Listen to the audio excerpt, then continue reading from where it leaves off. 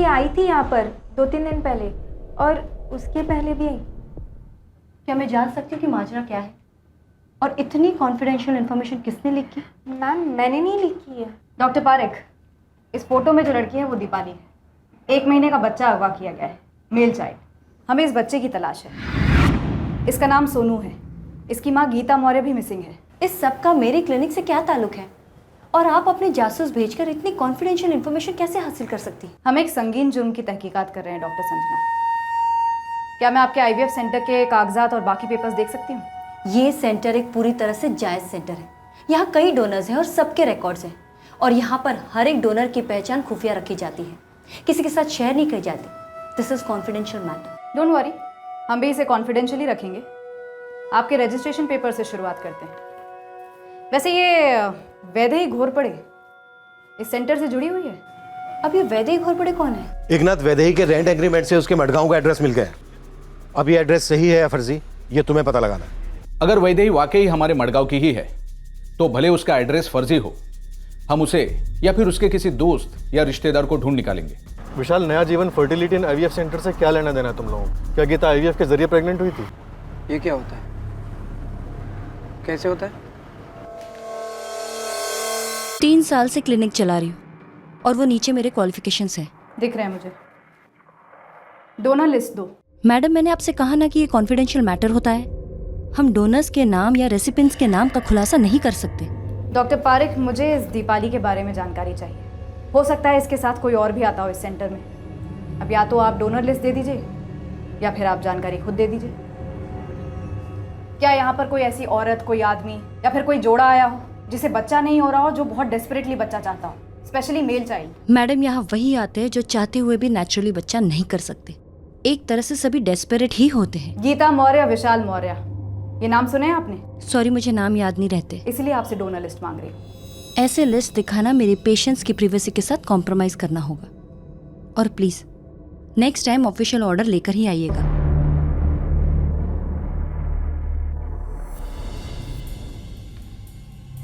नहीं, गीता मौर्य IVF के through pregnant नहीं हुई थी। आप कभी वैदेही घोरपड़े से मिली थी डॉक्टर शालिनी? जी नहीं, लेकिन विशाल और गीता अक्सर वैदेही के बारे में बातें करते, तारीफें करते उसकी। इनफैक्ट एक बात बताना चाहूँगी, प्रेगनेंसी के 6ठे महीने में जब गीता के रिपोर्ट में थोड़ी कॉम्प्लिकेशंस शो हो रही थी, तो इसी वैदेही ने गीता को जिस तरीके से गाइड किया था और जिस तरीके से उसने उसके कॉम्प्लिकेशंस को स्मूथली हैंडल किया था, वो सुनकर मैं भी दंग रह गई थी।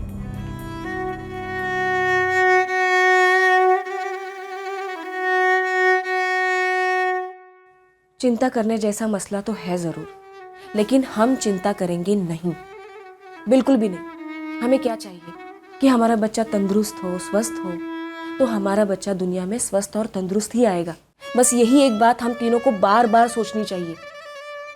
और दुनिया में ऐसी कोई बात नहीं है जिसका कोई हल ना हो। मुझे तो याद नहीं आ रहा है कि ये गीता ने कभी कहा हो मुझे कि ये वैदेही कहीं आंगनवाड़ी में काम करती है। Thank you doctor. मेरी गीता कहाँ है साहब? मेरा सोनू कहाँ है? सब मेरे साथ ही क्यों हो रहा है? विशाल, क्यों हो रहा है ये तो इस वक्त कहना मुश्किल है, पर सबसे पहले जानना जरूरी है कि क्या हो रहा है। क्या सोनू से जुड़ी हुई कोई भी ऐसी बात है जो तुमने हमसे छुपाई? क्या सोनू तुम्हारा ही बेटा है? अरे हाँ साहब, सोनू मेरा ही बेटा है। मैं मान ही नहीं सकता गीता मेरे साथ धोखा करेगी। और क्यों करेगी धोखा मेरे साथ? दो परिवार तितर बितर हो गए थे। एक बेटी, एक पत्नी, एक बहू, एक माँ। क्यों गायब हुई थी अपने बच्चे के साथ? वो बच्चा किसी और लड़की के हाथ में क्यों और कैसे पहुंचा था? और माँ आखिर कहां थी? इन सवालों के जवाबों के लिए हम दीपाली गावड़े को पूरे जोरों शोरों से खोज रहे थे। दूसरी ओर IVF सेंटर से मिली डोनर लिस्ट में कुछ ऐसे नाम हमारे सामने आने वाले थे जिनसे हम पहले भी रूबरू हो चुके थे।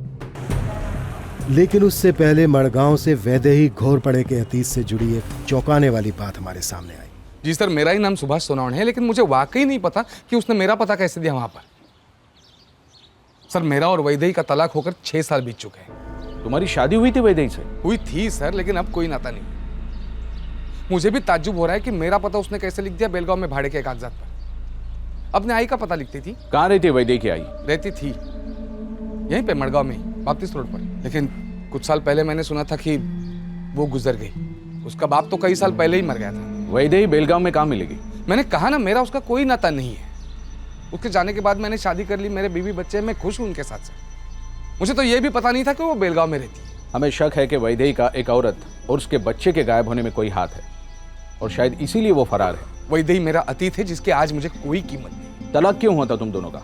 सर, ये हमारा निजी मामला है और आप खाली मेरे पीछे क्यों पड़े हो सर? जाके उसके पहले पति से भी पूछ लो ना।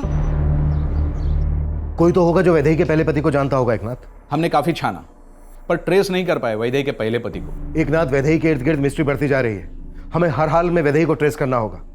कोई ना कोई कनेक्शन तो जरूर है वैदेही का इस केस से। सर, आईवीएफ सेंटर की क्लाइंट लिस्ट में गीता या विशाल का नाम कहीं भी फिगर आउट नहीं हुआ है। लेकिन एक चौंकाने वाली बात है, इस डोनर लिस्ट में 2 ऐसे नाम हैं जिनसे हम पहले भी मिल चुके हैं। कौन से नाम? वैदेही के पड़ोसी शारदा कामत और कविता हेगड़े।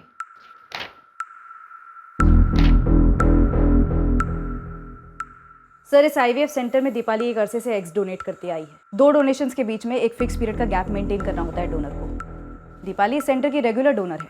और ये कविता हेगड़े और शारदा कामत, ये दोनों भी रेगुलर डोनर्स हैं और वैदेही के पड़ोसी भी। जी सर, वैदेही के बारे में इनसे पूछताछ भी हुई थी। मुझे इसमें किसी रैकेट की बुआ रही है। लेकिन मैडम आखिर बताइए तो बात क्या है? देखिए मैडम, हम सब कुछ बता देंगे, लेकिन मेहरबानी करके हमारे पतियों को इसमें मत लाइएगा। हम दीपाली गावड़े की खोज में आईवीएफ सेंटर पहुंचे थे और हमें मिला किसका नाम? तुम दोनों का। अब देखना यह है कि यही इत्तेफाक वैदेही को हमारी तरफ लाता है या नहीं। अगर उनके नाम हमारे डोनर्स लिस्ट में है तो जाहिर है उन्होंने अपने एग्स डोनेट किए होंगे हमें। और कुछ डोनर्स पैसे डिमांड करते हैं और उनके बड़प्पन के बदले में हम उन्हें एक टोकन अमाउंट पे करते हैं। डॉक्टर संजना, बड़प्पन का नहीं, एक बच्चे के अगवा होने का केस इन्वेस्टिगेट कर रहे हैं हम लोग, जिसे दीपाली गावड़े ने चुराया। और वो जरूर किसी न किसी रैकेट का हिस्सा है और आपके सेंटर से भी जुड़ी हुई, डोनर है आपकी। तो अब आप मेरे सेंटर को किसी रैकेट से जोड़ रहे? हम बस इतना जानना चाहते हैं कि वैदेही घोरपड़े का इस सबसे क्या ताल्लुक है? क्या चल रहा है आपके क्लिनिक में डॉक्टर संजना? आपने जो भी मंगाया मैंने सारे डॉक्यूमेंट्स आपको दिखाए जो अप टू डेट है। इसके आगे आपको कुछ भी जानना है तो कोर्ट ऑर्डर्स लेकर आइए और फिर मैं आपको कोर्ट में ही मिलूंगी। इसके आगे आप सिर्फ मेरे वकील से ही बात करेंगे। नहीं साहब जी, हम किसी दीपाली पाली को नहीं जानते। जी मैडम जी, हमें जैसे वैदेही जी ने बताया कि डोनेशन करोगे तो पैसा मिलेगा, हम बस वैसे करते गए। और मैंने कि आखिर में तंगी भी होती ना बहुत साहब।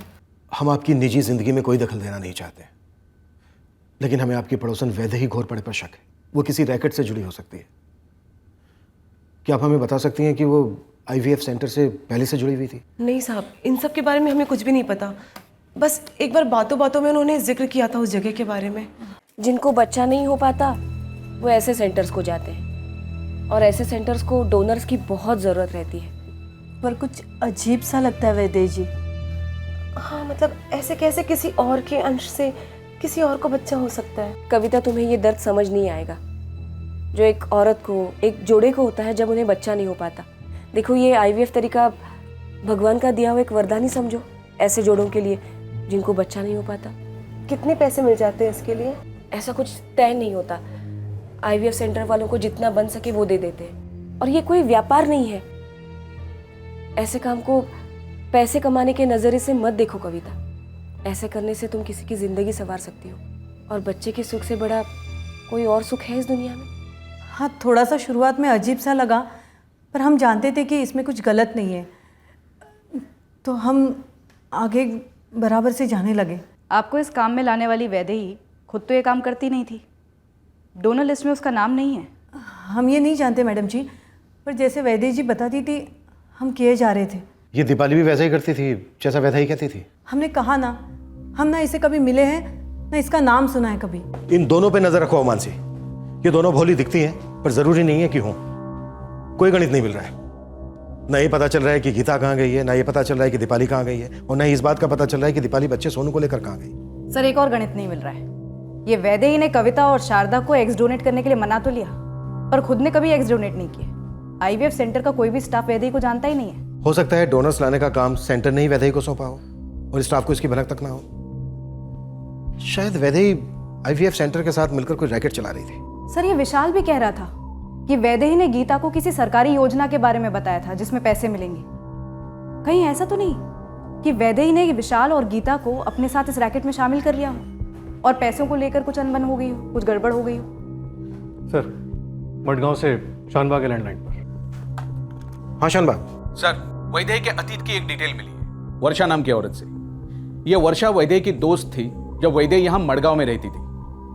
वर्षा ने हमें बताया कि वैदेही की दोनों शादियां क्यों टूटी। नहीं साहब, वैदेही ऐसी औरत है ही नहीं। वैदेही कभी किसी बच्चे के साथ ऐसा कर ही नहीं सकती। क्यों नहीं कर सकती? क्योंकि वैदेही से ज्यादा बच्चों को कोई प्यार कर ही नहीं सकता। लेकिन उसकी बदकिस्मती है कि वो कभी मां नहीं बन सकती।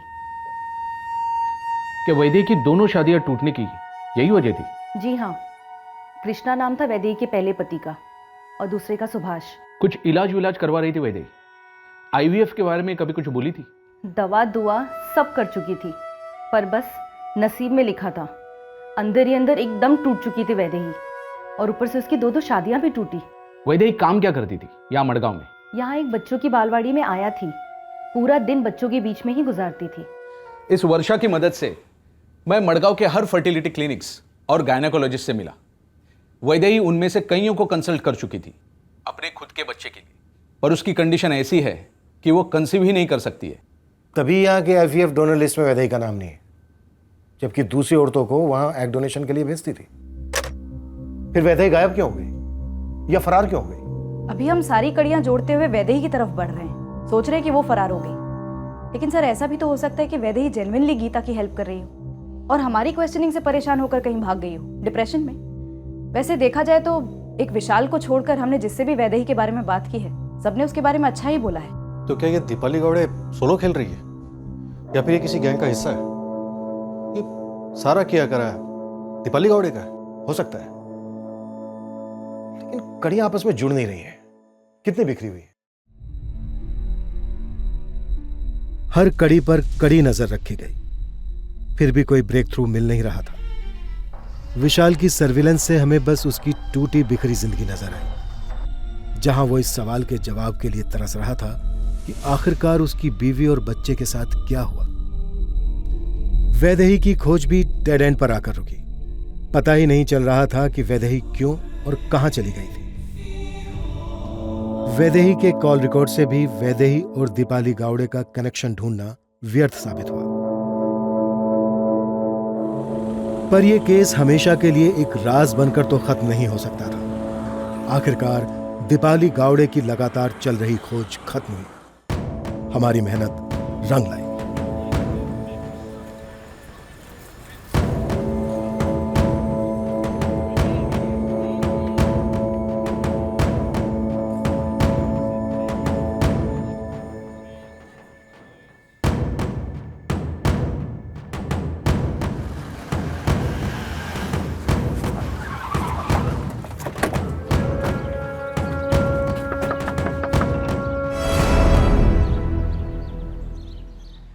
क्या है ये बच्चा कहाँ है दीपाली गावड़े? मेरे को क्या मालूम?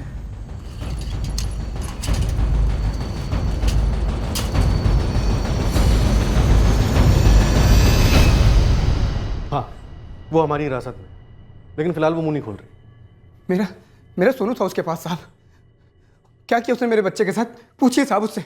आखिरी बार पूछा हूं दीपाली, कि बच्चा सोनू का है? कितनी बार बोलूं साहब? ट्रेन में लेके गई थी, फिर छोड़ दिया मैंने उसको। क्या दिमाग खा रहे हो आप लोग? छोड़िए सर, कूटती हूँ इसको। जब तक ये सब कुछ सच सच नहीं बोल देती, एक घूंट पानी नहीं, चाहे कितना भी चल रहा है। चलो उठ। हाँ सर, रुको रुको रुको। मैंने बच्चा चुराया था, फिर बेच दिया। कहां से चुराया था? किसे बेचा? नंदगढ़ में बेचा। किसे बेचा? और गीता कहाँ है? मेरे को नहीं मालूम गीता कहाँ है। देख दीपाली, जल्दी बोलेगी तो कम पिटेगी। उधर बच्चे का बाप परेशान है अपनी पत्नी और बच्चे को लेकर, और हमारे बीच सब्र का बांध टूट रहा है। बोल दे सब कुछ। कौन कौन है तेरे गिरोह में? सरदार कौन है गिरोह का? देख बता दे दीपाली, नहीं तो सबके हिस्से की सजा तुझे अकेले को मिलेगी, सोच ले। मैं बच्चे को नंदगढ़ लेके गई थी, फिर वहां से वो बच्चे को लेके गई। कौन वो? ताई। कौन ताई? कौन ताई? वैदेही ताई। तू और वैदेही एक दूसरे को जानते हैं? हो। नंदगढ़ में वैदेही ने बच्चा कब लिया तेरे से? तारीख बोल। तारीख 25 थी क्या? 26 बोले। हाँ 27 अगस्त थी। 27 अगस्त को नंदगढ़ से वो वैदेही ताई बच्चा लेके गई।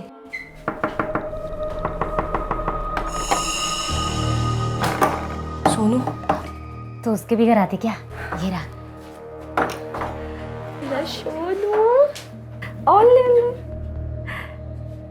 ठीक से खिलाती पिलाती हो ना टाइम पे?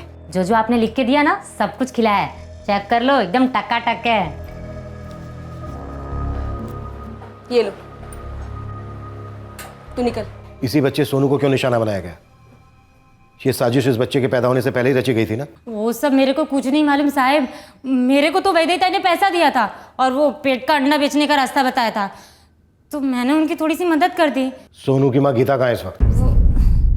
मेरे को वैदेही ताई ने जैसा जैसा बोला ना, मैंने वैसे वैसे ही किया।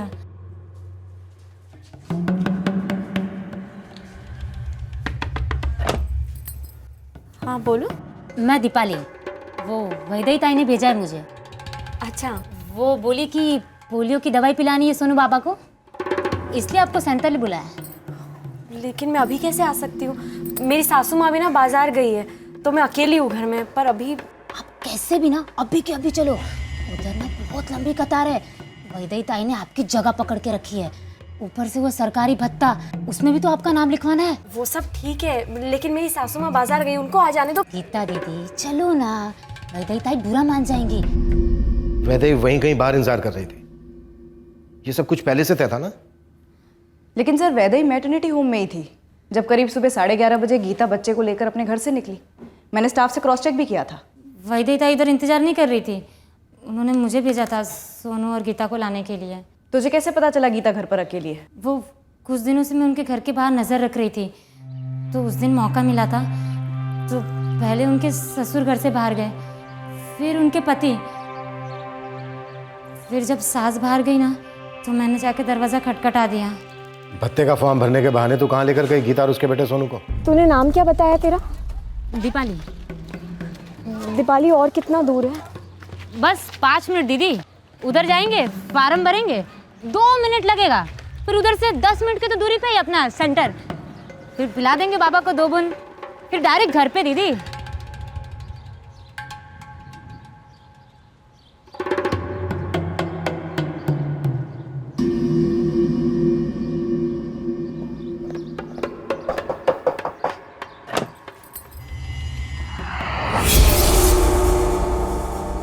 कविता हेगड़े, वैदेही की पड़ोसन।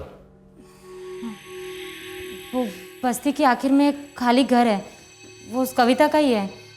वैदेही ताई ने मुझे बोला था कि सोनू और गीता को वहीं लेके जाना। वैदेही भी थी वहां पर? नहीं। गीता कहाँ है इस वक्त? बोल।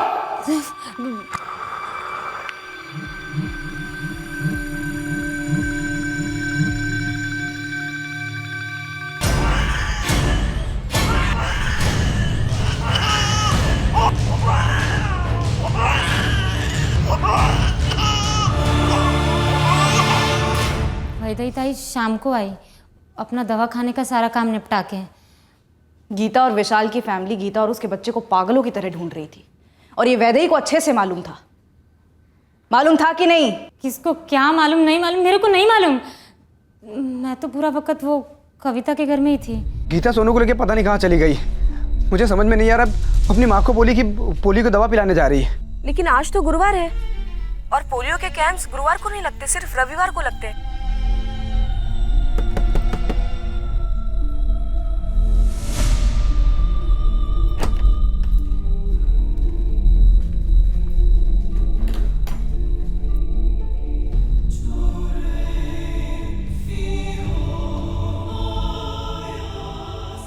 एक बार से बेहोश नहीं हुई, 2 बार करना पड़ा, फिर अब सो रही है।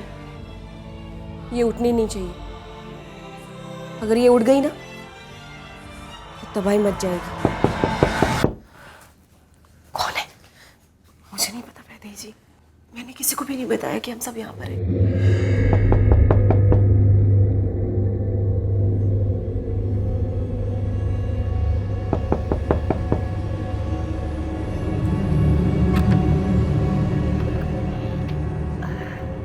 वैदेही जी, आप यहाँ कविता के घर में क्या कर रही हो? मैं वो कुछ पता चला? विशाल मौर्य और बस्ती के सभी लोग उसकी पत्नी गीता को ढूंढ रहे हैं। गीता और उसका बच्चा सोनू दोनों गायब हैं। हाँ। कविता कहाँ है? कविता, कविता, अरे कविता क्यों लेटी है? अरे अरे ये तो गीता है। अरे ये सोनू, सब गांव वाले इसे ढूंढ रहे हैं। अब जो हुआ है सो हुआ है, लेकिन अब इसके आगे जो होना है उसके लिए आप दोनों को हमारा साथ देना होगा। साथ देना है मतलब?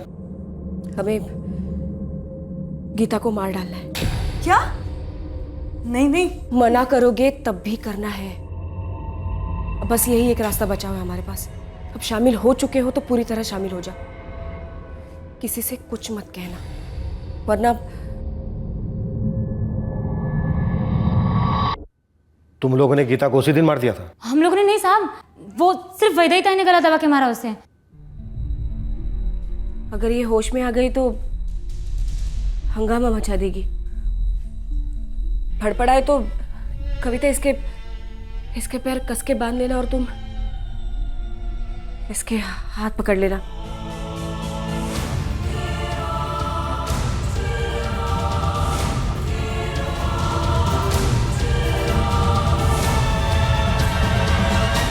बात नहीं समझ रही मैडम जी हम लोगों ने ना हाथ पकड़ा ना पैर पकड़ा, जो भी किया वैदेही जी ने किया। अब सुन मैडम, सुनिए तो मेरी बात।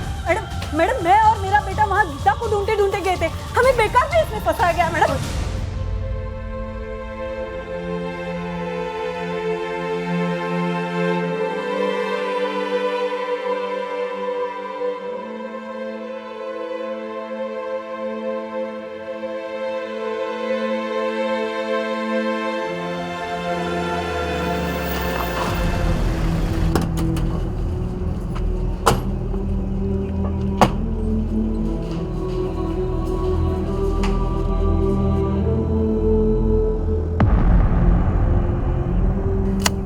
गीता को धोखे से घर से ले जाकर उसी दिन उसका कत्ल कर दिया गया था। मैं और क्या बात करूं साहब आपसे?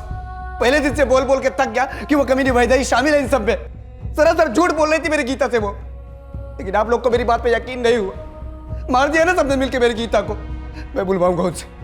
मेरा सोनू कहाँ? शांत हो जाओ विशाल, शांत हो जाओ। हम मानते हैं हमें वैदेही तक बहुत पहले ही पहुंच जाना चाहिए, पर हम उस तक बहुत जल्द पहुंचेंगे। उसके सारे साथीदार अंदर हैं और तुम्हारा बेटा सोनू जहां कहीं भी है हम उस तक पहुंचेंगे, उसको जल्द से जल्द वापस लेकर आएंगे। मेरा सोनू मुझे जिंदा वापस चाहिए, सही सलामत। हाथ जोड़ता हूं मैं आपके, ढूंढ लीजिए मेरे सोनू को। इससे पहले वो लोग मेरी गीता की तरह मेरे सोनू के साथ में कुछ कर दे, उसको ढूंढ लीजिए साहब।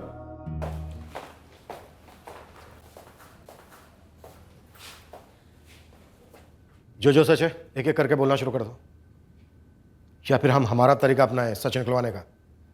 क्यों दीपाली, और चाहिए खुराक? मेरे को जो मालूम था मैंने सब कुछ तो बोल दिया। अभी वैदेही ताई कहाँ है और वो सोनू का उससे क्या लेना देना था हम लोग को कुछ नहीं मालूम। मेरे को तो और कुछ नहीं मालूम साहब। मैं और मेरा नकुल तो पहले ही सब कुछ बोल चुके हैं साहब। हम दोनों को तो धमका कर इसमें शामिल किया गया सब। हम लोग तो बस साहब वो गीता मौर्य और उसके बच्चे सोनू को ढूंढने गए थे साहब। कविता हेगड़े, अब तुम्हारा क्या बहाना है? तुम तो वहां अचानक नहीं पहुंची ना। तुम्हारा ही घर है जो तुमने एक कत्ल के लिए सौंपा था वैदेही को। वैदेही जी के बड़े उपकार थे मुझ पे साहब। उन्होंने हमें सेंटर के बारे में बताया और पैसे भी दिलवाए थे। पैसों के लिए तुमने एक जिंदगी खत्म कर दी। एक छोटे से बच्चे से उसकी माँ छीन ली, एक पति से उसकी पत्नी छीन ली। वैदेही कहाँ है? गीता और उसके बच्चे सोनू को ही क्यों निशाना बनाया वैदेही ने? क्यों मार डाला गीता को? कसम से साहब हमें से किसी को कुछ नहीं मालूम। हाँ, वो हमें कुछ भी नहीं बताती थी। सर ये बड़ी मोटी चमड़ी के लोग हैं, पिटाई खा के ही मुंह खोलेंगे। नहीं साहब, वैदेही ताई ने सब क्यों किया हमें नहीं मालूम साहब। मुझे बस इतना पता है साहब कि वैदेही ताई को हर महीने एक आदमी पैसे भेजता है साहब। वैदेही ताई मुझे ही भेजती थी साहब पैसे लेने के लिए। कौन है वो आदमी? एक टैक्सी ड्राइवर है साहब, जयंत चौहान। ये ले रख। बिना चुके हर महीने पैसे आते और बिना चुके हर महीने वैदेही ताई मुझे बख्शिश देती। हर महीने की पहली तारीख को उसी जगह पर दोपहर के 3 बजे जयंत चौहान मुझसे मिलता और पैसे देता। जयंत चौहान नाम टैक्सी ड्राइवर है। शंकर चौक को इस लड़के नकुल को पैसे देता था वैदेही को देने के लिए। नाम मालूम है, टैक्सी ड्राइवर है ये भी मालूम है, तब तो बहुत जल्दी पता चल जाएगा। ये क्या बच्चा खरीदने के लिए पैसे दे रहा था? वैदेही का कोई धंधा बंदा है बच्चों का? वैदेही बच्चों का धंधा ऐसा तो कुछ नहीं करती है साहब। तो फिर क्या करती है? हाँ, आरती उतार कर पूजा करती है। तुम सब के सब अभी भी उसकी हिमायत करने पर तुले हुए हो। तुम लोगों की शक्लों से लग रहा है कि तुम लोगों पर रत्ती भर फर्क नहीं पड़ रहा है। तुम लोगों ने मिलकर गीता को मार डाला और उसे गाड़ भी दिया। रत्ती भर फर्क नहीं पड़ रहा है तुम लोगों पर कि सोनू के साथ क्या होने वाला है। और गरीबी की बात तो बिल्कुल मत करना, क्योंकि तुम जैसे लाखों करोड़ों गरीब भूखे पेट सोते हैं लेकिन कभी भी अपनी इंसानियत नहीं बेचते। मानसी, जब तक हम सोनू को सही सलामत उसके पिता विशाल के हाथों में नहीं सौंपते थे, इस लॉकअप में भी हाथ रोकने नहीं चाहिए। तुम फल खाना कैसे भूल सकती हो गीता? चार्ट में लिखा हुआ है ना। ये हमारे बच्चे के लिए मैंने खुद बुना है। अच्छा, दिखा जरा हमको। और ये कुछ मेवे गीता को रोज 2 बार खिलाने, और ये तुम्हारी जिम्मेदारी। हमें हमारे बच्चे का ख्याल बहुत अच्छे तरीके से रखना है। वैदेही जी, अरे माफ कर दीजिए, पहली बार हुई है, दोबारा नहीं होगी। तुमने गीता के सामने बीड़ी पी कैसे? ये बीड़ी तुम्हारे लिए खतरा है सो है, वो हमारे बच्चे के लिए खतरा साबित हो सकती है। और हम क्या चाहते हैं कि हमारा बच्चा दुनिया का सबसे तंदुरुस्त बच्चा हो। ये हमारे बच्चे के लिए, वो हमारे बच्चे के लिए खतरा साबित हो सकती है कि हमारा बच्चा दुनिया का सबसे तंदुरुस्त बच्चा हो। माँ, मुझे अच्छे से याद है, गीता ने खुद मुझे बोला था वैदेही आंगनवाड़ी सेविका। हाँ हाँ बेटा, मुझे भी याद है। माँ, पुलिस बोल रही थी कि वैदेही ने चुन के मुझे और गीता को अपना निशाना बनाया है। जब गीता पेट से थी ना, तब से वो सोनू को हमारा बच्चा बोलती थी। माँ, क्या वाकई में वैदेही मेरे सोनू को अपना खुद का बच्चा मानती थी, इसलिए उसको उठा ले गई? तुम दोनों के बच्चे को अपना बच्चा कैसे समझ सकती है वो? साहब, मैं जयंत चौहान के घर के बाहर हूँ, लेकिन यहाँ पे तो ताला लगा है। तो पड़ोसियों से पूछना। पूछ लिया साहब। जब से ही जयंत की बीवी अनीता अपने दोनों बेटियां पूजा और साक्षी को लेकर मायके गई है, तब से जयंत भी अपना घर को ताला लगाकर कहीं चला गया। जयंत और उसकी बीवी अनीता दोनों के फोन नंबर चाहिए मुझे, और अनीता के मायके का एड्रेस भी। 4445678891। नाम है जयंत चौहान। मुझे इसके पिछले 1 साल के पूरे फ़ोन रिकॉर्ड्स चाहिए, और ये समझ के चलना कि कल ही चाहिए थे। आप लोग ऑलरेडी 24 घंटे लेट हैं। पर जयंत की पत्नी अनीता के फोन पर रिंग जा रही है। हेलो, कौन? अनीता चौहान। हाँ, बेलगाम पुलिस से सब इंस्पेक्टर मिलिंद राव बोल रहा हूँ। आपका पति जयंत चौहान कहाँ है? वो तो बेलगाम में ही होने चाहिए।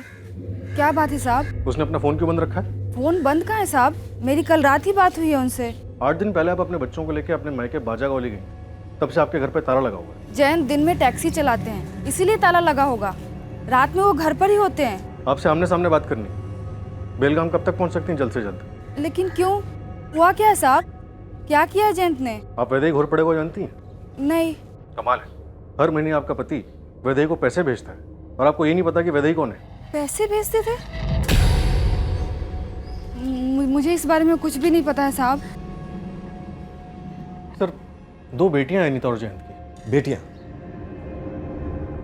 शायद जयंत को बेटा चाहिए होगा, वो बच्चा खरीदना चाहता होगा। लेकिन ऐसा कैसे हो सकता है कि इस बात का पत्नी को पता ना हो? सर, अनीता तुरंत निकल रही है बाजागौली से। वहाँ की एक टीम को बोलती है इसको एस्कॉर्ट करने के लिए। जयंत के फ़ोन रिकॉर्ड शाम के पहले हमारी टेबल पर होंगे। ये कैसे मुमकिन है कि वैदेही के फ़ोन रिकॉर्ड्स में जयंत चौहान का नंबर फीचर नहीं हुआ? वैदेही के पिछले 6 महीने के फ़ोन रिकॉर्ड्स चेक किए, पर उसमें जयंत का नंबर नहीं फीचर होता, जबकि जयंत वैदेही को लगातार पैसे भेजता रहा है। इस लेट एंटर हुए जयंत के कैरेक्टर ने वैदेही के कैरेक्टर को और रहस्यमय बना दिया है। सर, लालू ने जयंत के घर पे बराबर नजर रखी हुई है। एक बार ये जयंत हाथ लग जाए तो वैदेही से जुड़े सारे रहस्य खुल जाएंगे। ये वैदेही का कैरेक्टर काफी कॉम्प्लेक्स है। इसका 2 बार तलाक हुआ, इसलिए कि ये कभी मां नहीं बन सकती। फिर भी इसने हमेशा अपने आप को बच्चों से घिरे हुए रखा, अपने आप को बच्चों के काम में काफी एक्सपर्ट बना लिया। इसने गीता को बहुत सोच समझकर अपना टारगेट बनाया होगा, इसीलिए इसे झूठ कहा कि एक आंगनवाड़ी सेविका है, ताकि इसकी आइडेंटिटी छुपी रहे। लेकिन सवाल यह है कि ये सब करके इसे हासिल क्या होने वाला था? हाँ लालू बोल। सब 10 मिनट हुए, ये जयंत घर लौटा है। उसने अपना फ़ोन भी चालू कर दिया। मैंने ब्लैंक कॉल दिया था।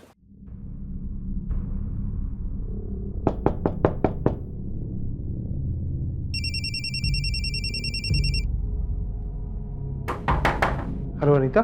जयंत कहाँ थे तुम? मैं कहा था मतलब मैं काम पे था, अभी घर पे हूँ। बिल्कुल झूठ। पिछले 8 दिन से तुम बेलगाम में तो नहीं हो। जयंत कहाँ गए थे? और ये वैदेही कौन है? जयंत पूछ रही हो वैदेही कौन है जिसको तुम हर महीने पैसे भेजते हो? तुम्हें ये सब किसने बताया? पुलिस ढूंढ रही है तुम्हें।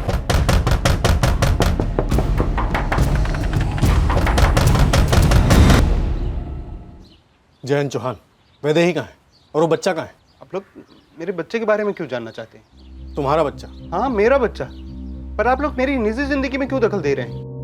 अरे ये बच्चा मेरा है, पर मुझे नहीं मालूम कि ये औरत कौन है। कौन है ये औरत? गीता मौर्य, इस बच्चे सोनू की माँ। कत्ल कर दिया गया है इसका। क्या बकवास कर रहे हैं साहब? ये मेरा बच्चा है। वैदेही से तूने बच्चा खरीद लिया तो ये बच्चा तेरा हो गया। वैदेही कहाँ है इस वक्त? और गिरोह में और कितने लोग हैं? क्या गिरोह विरोह बोल रहे हैं साहब? ये मेरा और वैदेही का बच्चा है। तू पति है वैदेही का? जी नहीं, प्रेमी हूं। और ये बच्चा हमारे प्यार की निशानी है, इसीलिए इसके आते ही मैंने अपनी बीवी और बच्चियों को मायके भेज दिया था ताकि वैदेही के साथ नई गृहस्थी बसा सकूं। एक जवान औरत की जिंदगी मिटाकर उससे उसका बच्चा छीनकर तू अपनी गृहस्थी बसाने चला है। ये सब क्या बोल रहे हैं साहब? सच बोलना जयंत, गीता मौर्य के कत्ल में तेरा क्या हाथ है? साहब मैं किसी गीता बीता को नहीं जानता साहब। साहब मैं सिर्फ इतना जानता हूं कि वैदेही मेरा प्यार है और ये बच्चा हम दोनों का है साहब। और साहब ये कोई सोनू नहीं है साहब, इसका नाम कार्तिक है, कार्तिक जयंत चौहान। हमारा घर जवली गांव में है, उडुपी के पास, और वैदेही अभी भी वही है। पर साहब ये मेरा बच्चा है, मेरा अपना खून। वैदेही ने जन्म दिया इसे। वैदेही कब थी पेट से और कहां जना उसने इस बच्चे को और कब? 21 जुलाई को कार्तिक इस दुनिया में आया और वहीं उसी क्लिनिक पे जहां पर वैदेही काम करती है। सुना तुमने? तुमने हमारे बच्चे की किलकारी सुनी? हाँ वैदेही। तुम हमारे बच्चे को देखने आओगे ना? अरे वैदेही मैं मरा जा रहा हूँ तुम्हें और बच्चे दोनों को गले लगाने के लिए, लेकिन थोड़ा वक्त दो ना। एक बार अनीता और बच्चियों को मायके छोड़ देता हूँ। तुमने एक बार ही देखना चाहिए हमारे बच्चे को, बहुत ही प्यारा है। मेरी तो नजर नहीं हट रही है। मैं तुम्हें फोटो भेजूं? हाँ भेजो ना। कार्तिक नाम ठीक रहेगा ना? कार्तिक जयंत चौहान। ये फोटो भेजा था वैदेही ने डिलीवरी के बाद। 21 जुलाई को वैदेही ने नहीं, गीता मौर्य ने इस बच्चे को जन्म दिया था। और इस बच्चे का नाम कार्तिक नहीं, सोनू है। साहब मैं मानता हूं कि मैंने अपनी बीबी के साथ धोखा किया है, लेकिन साहब पिछले कई महीनों से पागलों के जैसे डबल शिफ्ट में काम कर रहा हूं ताकि अपने दोनों परिवारों को अच्छे से पाल पोस सकूं। साहब ये सच है कि मैं वैदेही को पैसे भेजता था, लेकिन वो बच्चा खरीदने के लिए नहीं, अपने होने वाले बच्चे को अच्छे से पाल पोस सके इसलिए। साहब मैं सच कह रहा हूं साहब, वैदेही पेट से थी। क्या 2 महीने हो गए? हाँ, लेकिन हमने हमेशा सावधानी बरती थी। कोई भी सावधानी 100% नहीं होती जयंत। एक काम करो, ये गिरा दो, मुझे नहीं चाहिए बच्चा। क्या? लेकिन मुझे चाहिए। देखो मैंने इस रिश्ते की शुरुआत में तुमसे साफ साफ कहा था ना कि मैं अपने बीवी बच्चों को नहीं छोड़ सकता हूं, मैं तुम्हारे साथ घर नहीं बसा सकता हूं। अरे मैंने कोई सोच समझ के नहीं किया है, बस हो गया है। इसमें ना तुम्हारी गलती है ना मेरी। लेकिन इस बच्चे को इस दुनिया में लाना ना सबसे बड़ी गलती होगी। तुम क्यों नहीं समझती हो कि इस दुनिया में मैं सबसे ज्यादा अपनी बेटियों को प्यार करता हूं, बीवी और बेटियों को नहीं छोड़ सकता हूं। और हमारा रिश्ता इसलिए आगे बढ़ा कि हम लोगों ने तय किया था कि हमारे रिश्ते में कोई बंदिशें नहीं होंगी। मुझे मेरे पेट में पल रहे इस जान के साथ रिश्ता बनाना है। रिश्ता तो बन चुका है जयंत, मुझे ये बच्चा चाहिए। ये ठीक नहीं है वैदेही। तुम्हें मेरे साथ कोई रिश्ता नहीं रखना है, मत रखो। मुझे बस यही देखना है कि क्या तुम सिर्फ अपनी बेटियों के पापा बने रहोगे और इसके लिए कुछ नहीं। तुम ना ये मुझ पर लाद रही हो, तुम मेरी मजबूरी का फायदा उठा रही हो। मैं वो कुछ नहीं जानती। मेरा बदन तुम्हें सिर्फ एक मजे का जरिया लगता है ना, लेकिन अब इस बदन को मां बनना है, इस दिल को, दिमाग को माँ बनना है और मैं माँ बन के रहूंगी और तुम्हें हमारे बच्चे का बाप बनना पड़ेगा। सर मेरे लिए आसान नहीं था, मैं अपने दोनों बेटियों की कसम खाता हूँ साहब, मुझे वैदेही से ये बच्चा नहीं चाहिए था साहब, लेकिन साहब वो टस से मस नहीं हुई साहब, अपनी बात पर अड़ी रही।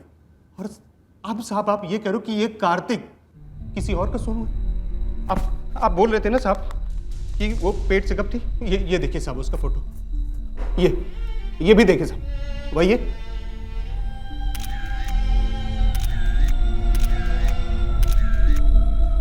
ट्रिपल 4810821 हमारे पास वैदेही का ये नंबर है, तेरे पास भी यही है? जी नहीं साहब, ट्रिपल 4763892। जब वैदेही ने तेरे कार्तिक को जन्म दिया तब तू उसके साथ क्यों नहीं था? साहब वैदेही नहीं चाहती थी, दरअसल जैसे उसका तीसरा महीना पूरा हुआ उसने बोला कि अब तभी मिलेंगे जब हमारा बच्चा इस दुनिया में आ जाएगा, अगर किसी ने देख वेख लिया खासकर अनीता ने तो बवाल होगा। मैंने भी बोल दिया कोई नहीं, क्योंकि मुझे भी अपनी बच्चियों की परवाह थी साहब, और मैं नहीं चाहता कि मेरा बसा बसाया घर उजड़ जाए। क्या वैदेही कभी पेट से थी ही नहीं? और ये बात हम पूरे दावे के साथ कह सकते हैं। क्या तुझे पता है वैदेही की 2 शादियां क्यों टूटी? शादियां वैदेही की? मडगांव में, और दोनों शादियों में तलाक की वजह पता है क्या थी? वैदेही बच्चा पैदा नहीं कर सकती।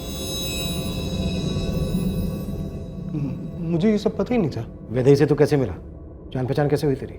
2-4 बार उसने मेरी टैक्सी ली थी अपने क्लिनिक जाने के लिए, वहीं से जान पहचान हुई और फिर प्यार। वैदेही के पड़ोसी गीता के मर्डर में शामिल थे, लेकिन उनमें से किसी ने भी तेरा नाम नहीं लिया। ऐसा कैसे? क्योंकि मैं कभी उसके घर गया ही नहीं, और जानबूझकर नहीं गया, क्योंकि मैं नहीं चाहता था कि 4 लोग हमारे रिश्ते के बारे में जाने। तो फिर तेरा रिश्ता फला फूला कैसे? हाईवे से लगकर वो 2-4 लॉज है ना वहाँ।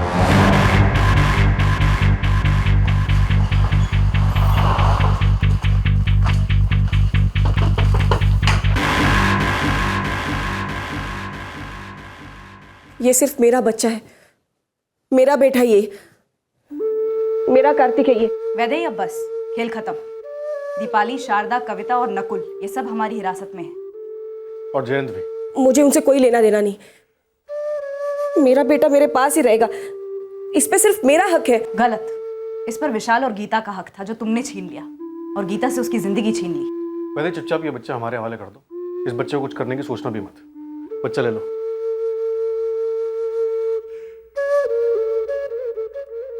क्यों वैदेही, तुमने गीता को ही अपना शिकार क्यों बनाया, और कैसे? म्युनिसिपैलिटी हॉस्पिटल में देखा था मैंने गीता को, पीछा किया उसका, सब्जी मंडी में टकरा गई उससे, दोस्ती की। मैं खुद कभी गर्भवती नहीं बन सकती, लेकिन मैं दूसरों औरतों का सिर्फ चेहरा देखकर ये बता सकती हूँ कि वो पेट से है कि नहीं। मैं एक नज़र में पहचान गई थी कि गीता पेट से है और उसका तीसरा महीना चल रहा है। और ये तुम्हारी झूठी गर्भावस्था की प्लानिंग के लिए बिल्कुल ठीक था, ताकि तुम गीता का बच्चा चुरा कर जयंत को उल्लू बना सको, उसे धोखा दे सको। मैं जयंत को खोना नहीं चाहती थी, मुझे भी अपनी जिंदगी चाहिए थी, एक सहारा चाहिए था, घर गृहस्थी चाहिए थी, और मैं कोई आसमान नहीं मांग रही थी।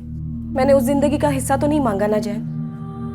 मैं ये तो नहीं कह रही हूँ ना कि तुम अनीता को छोड़ दो, साक्षी और पूजा को छोड़ दो। हमने इस कमरे में आने से पहले ये तय किया था ना कि हमारा जो रिश्ता है इस 4 दीवारी के अंदर तक ही सीमित है। हम एक दूसरे की जिस्मानी जरूरतें पूरी करेंगे और बस वही करेंगे। और अगर इससे ज्यादा अगर तुम सोच रही हो तो मत सोचो, और अगर सोचना है तो दोबारा हम इस कमरे में नहीं मिलेंगे। तुम यही एक बात बार बार दोहराते हो जयंत, जिस्मानी जिस्मानी जिस्मानी। ये सिर्फ तुम्हारे जबान पे होता है, लेकिन तुम्हारी आंखों में मेरे लिए सच्चा प्यार दिखता है जयंत। हम जब भी यहाँ पे आते हैं,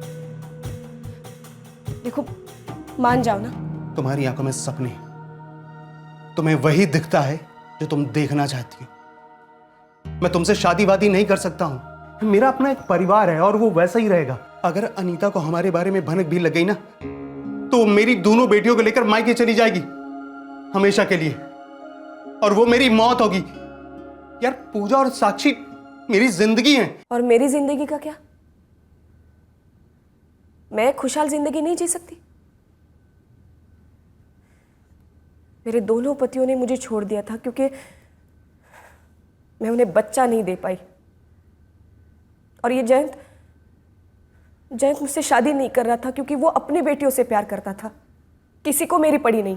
प्यार करना तो दूर, इन तीनों मर्दों ने मेरे जिस्म का सिर्फ इस्तेमाल किया है। और उसी तरह तुमने गीता का इस्तेमाल किया। मुझे अपनी जिंदगी चाहिए थी, सबकी होती है, मुझे भी चाहिए थी। मैं हर दम बच्चों से घिरी रहती, वो मेरी खाली जिंदगी में थोड़ा रंग भर देते, पर काफी नहीं था मेरे लिए। मुझे वो चाहिए था जो कभी मेरा नहीं हो पाता, अपना खुद का परिवार।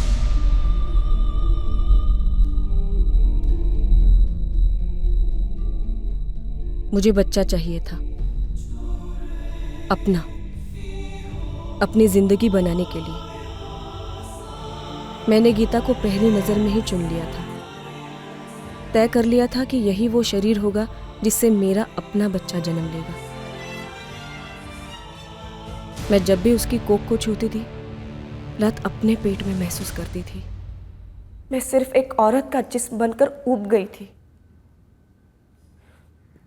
मुझे पत्नी बनना था,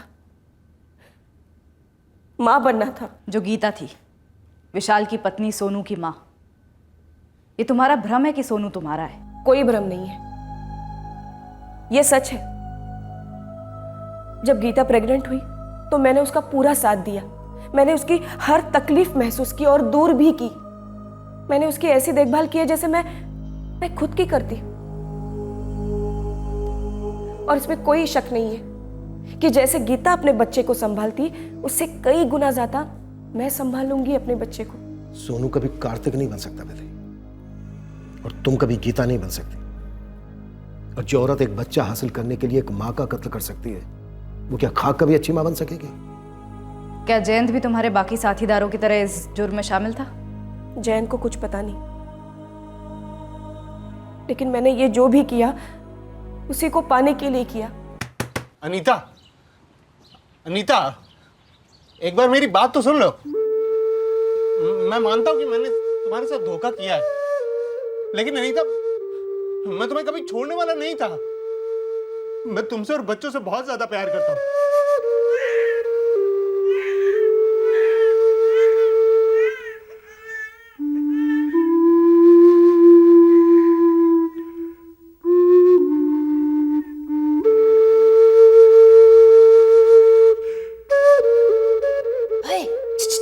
ओए बेरे, अबे सुनना ओए, अरे ओए।